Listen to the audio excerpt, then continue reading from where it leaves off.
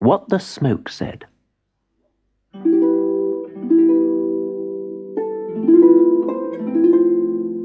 Madubi and his family lived on an island off the coast of Africa. They had a big hut for shelter and a stream for water. They grew maize and yams, and Madubi's father hunted antelope and wild pigs. Madubi knew that when he was old enough, he would be a hunter like his father. Every day he practiced throwing a spear with his sister Katali. Madubi used to laugh at her. Not bad for a girl, but why should a girl learn to hunt? Madubi will be the hunter. One night, Madubi's father didn't come home from hunting in the forest. Madubi, Katali, and their grandfather went looking for him. They found his body in the shadow of a tree.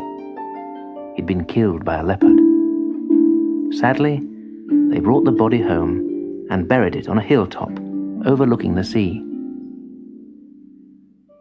Later that day, the old man lit a fire outside the hut. He threw herbs and seeds onto the smoke, mumbling under his breath.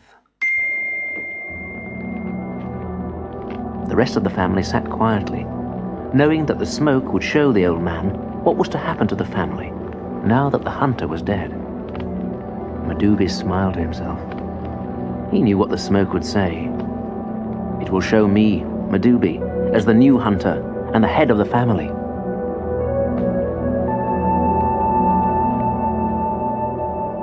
When at last the old man turned away from the fire, it was to Katali that he spoke first. You, daughter of my blood, when daylight comes, you must take your father's spear and his bow and arrow. You will hunt for the family, and everyone will look to you with respect.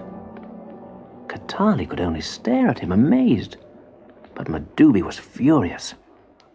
And what am I to do? He asked. The old man answered calmly. You are young and strong. You will grind maize for your mother, fetch water, and tend crops. But that is woman's work, snarled Madubi. I should be the hunter. It is my task, not Katali's. The smoke says you must not hunt, said the old man. The smoke lies, shouted Madubi. The smoke tells the truth. Come and see.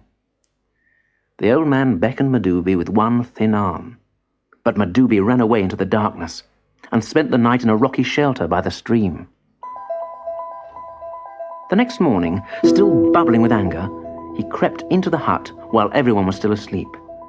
He took his father's spear and quietly headed for the forest. Suddenly, a shape leapt from a tree branch. Leopard, Madubi muttered.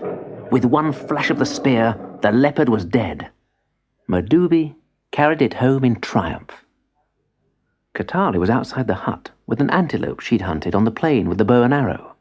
She smiled with relief when she saw her brother. Madubi ignored her. Antelope are easier to kill than leopards, he said proudly to his grandfather.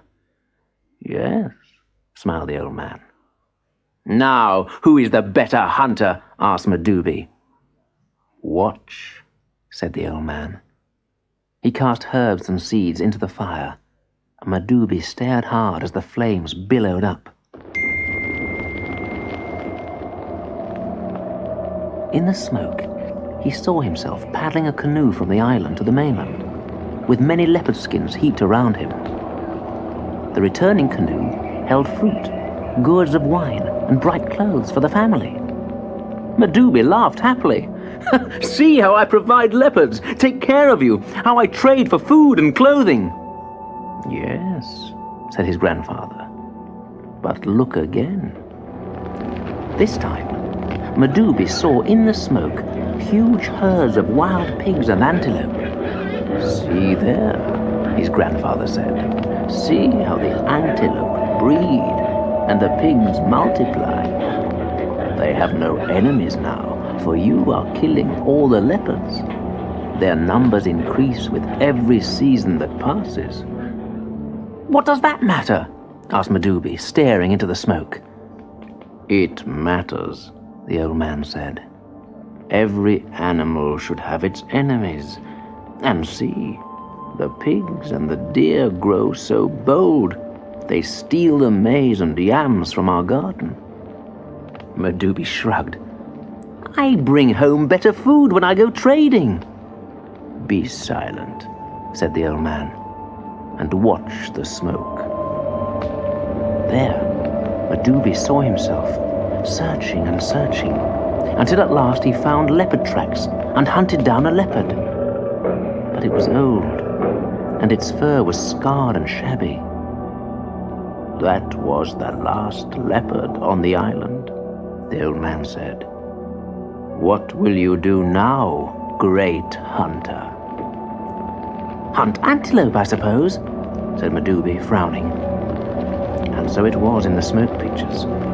He saw himself creeping downwind of a large herd and shooting an arrow. He hit his target, but as the antelope fell, the herd panicked. The antelopes stampeded away across the plain, hundreds of them. Then the smoke got very dark, and the vision blurred. Next, Madubi saw his family crying out and wailing. Behind them, the hut and garden were both trampled. They had been destroyed by the great stampede of antelope. The last thing the smoke showed was a vision of the family, crowded into the canoe, sadly paddling to the mainland to beg shelter in a village. The smoke cleared. No one said anything. But at last, Madubi rose to his feet and went to fetch his father's weapons. He handed them to Katali with a smile. "You must hunt for the family, sister." "But what about you, brother?" Katali asked as she took the weapons. "Me?" Madubi shrugged.